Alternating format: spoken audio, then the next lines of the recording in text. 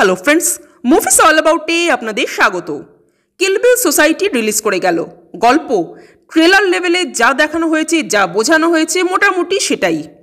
পর্ণা অর্থাৎ কৌশানী একজন ইনফ্লুয়েন্সার।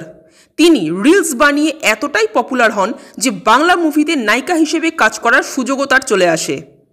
তার এই সাকসেস তার বয়ফ্রেন্ড মেনে নিতে পারে না এবং গার্লফ্রেন্ডকে উচিত শিক্ষা দিতে সে নিজেদের প্রাইভেট মোমেন্টের ভিডিও সোশ্যাল মিডিয়ায় ছড়িয়ে দেয়। কৌশানী এই ধাক্কাটাকে সহ্য করতে না পেরে আত্মহত্যা করার চেষ্টা করেন, কিন্তু আত্মহত্যা করার জন্য সাহস লাগে। সেই সাহসটা তিনি জুটিয়ে উঠতে পারেন না, আর তাই তিনি নিজেকে মারার জন্য হায়ার করেন কন্ট্রাক্ট কিলার আনন্দ কর ওরফে মৃত্যুঞ্জয় কর ওরফে পরমব্রতকে। তো পরমব্রত কি শেষ পর্যন্ত কৌশানীকে মার্ডার করবেন, সেটা জানতে গেলে আপনাদের মুভিটা দেখতে হবে। এক কথায় বললে এই মুভিটা কিন্তু আমার বেশ ভালো লাগলো। যেভাবে হেমলক সোসাইটি শুরু হয়েছিল ও যে নোটে শেষ হয়েছিল তা পরিপূর্ণতা পেল কিল বিল সোসাইটিতে। হেমলক সোসাইটি মানুষকে একটা বার্তা দিয়েছিল, ডিপ্রেশন, অ্যাংজাইটি, তার থেকে সুইসাইড, সেখান থেকে ওভারকাম করা। কিল বিল সোসাইটিও সামাজিক বার্তা দেয়, কিন্তু তার চেয়েও বেশি কিল বিল মূলত একটি লাভ স্টোরি, একটি পিওর লাভ স্টোরি।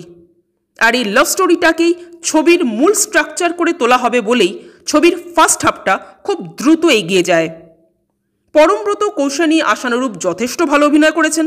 বিশেষ করে লাস্ট সিনে পরমব্রতর অভিনয় জাস্ট দেখবার মতো। কিন্তু সবচেয়ে বেশি এখানে নজর কেড়েছেন বিশ্বনাথ বসু। তার চরিত্রটা যেভাবে লেখা হয়েছে এবং তিনি সেটাকে যেভাবে পারফর্ম করেছেন তা এক কথায় দুর্দান্ত। তবে মুভিতে গানের আধিক্য বেশি এবং কিছু কিছু সিনে গান বড্ড অপ্রয়োজনীয় মনে হয়েছে ও মুভির স্বাভাবিক গতিকে রুদ্ধ করেছে। কৌশানী ও তার বয়ফ্রেন্ডের কথোপকথনে কৌশানী যে রিপ্লাইগুলো দিচ্ছে সেগুলোর মধ্যে যেন কোনো তেজ নেই, কোনো কাউন্টার কোয়েশ্চেন নেই। ফলে ওই ইকুয়েশনের সিনগুলো বড্ড খেলো ও বোকা বোকা লেগেছে আমার।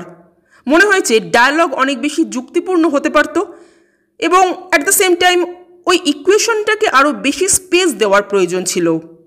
হেমলক সোসাইটিতে যে গভীরতাটা ছিল, যে ওয়েটটা ছিল, সেটা কিল বিল সোসাইটিতে কোথাও যেন একটা মিসিং। কিন্তু আমি তাও বলবো ওভারঅল এই মুভিটা আমার অন্তত বেশ ভালো লেগেছে। আপনাদের কেমন লেগেছে কমেন্ট করে জানাবেন, আর আমাদের ভিডিও ভালো লেগে থাকলে প্লিজ লাইক, শেয়ার, সাবস্ক্রাইব করতে ভুলবেন না।